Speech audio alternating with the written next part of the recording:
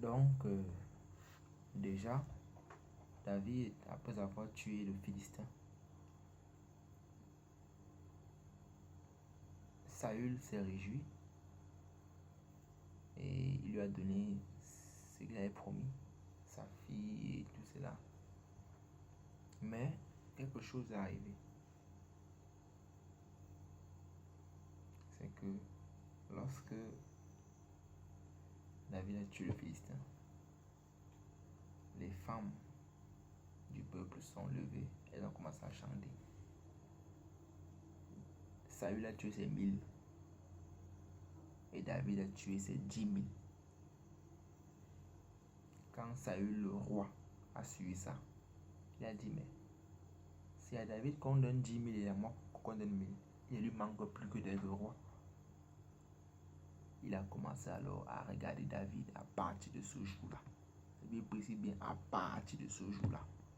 Un mauvais œil. C'est comme ça que David a commencé avec un fugitif. De ville en ville, de désert en désert, de montagne en montagne. Fugitif pendant des années. Pas pendant des mois, des années. Il a passé temps avec les fugitifs. Jusqu'à ce que une guerre s'est encore levée. Et cette fois-là, c'était la dernière guerre. Après des années qu'il était fugitif, il y a eu une guerre, une dernière bataille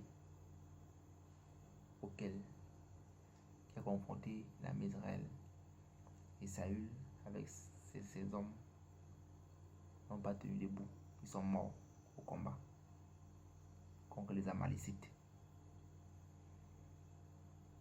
Juste pour vous faire comprendre que, et après ça, David, qui avait déjà une bonne image en Israël,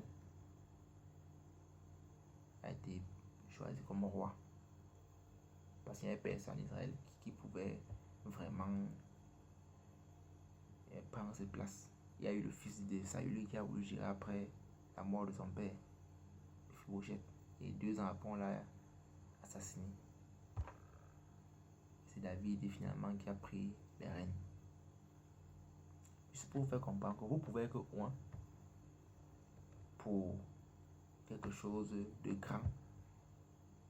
Mais ça ne veut pas toujours dire que parce que vous avez été loin aujourd'hui, que après quelques semaines, quelques mois, vous allez être peut-être chef d'État, ministre ou gouverneur, ou bien je ne sais pas quoi. Ça peut prendre le temps que ça prendra. Mais si cette prophétie vient de Dieu, elle s'accomplira certainement. Marchez juste dans la sanctification et dans l'obéissance, et vous verrez cela s'accomplir au temps convenable. Car c'est Dieu qui le met que le temps et les circonstances. Il dit, cette prophétie tarde. Attends-la, car elle s'accomplira certainement. Que Dieu vous bénisse au nom de Jésus-Christ. Amen.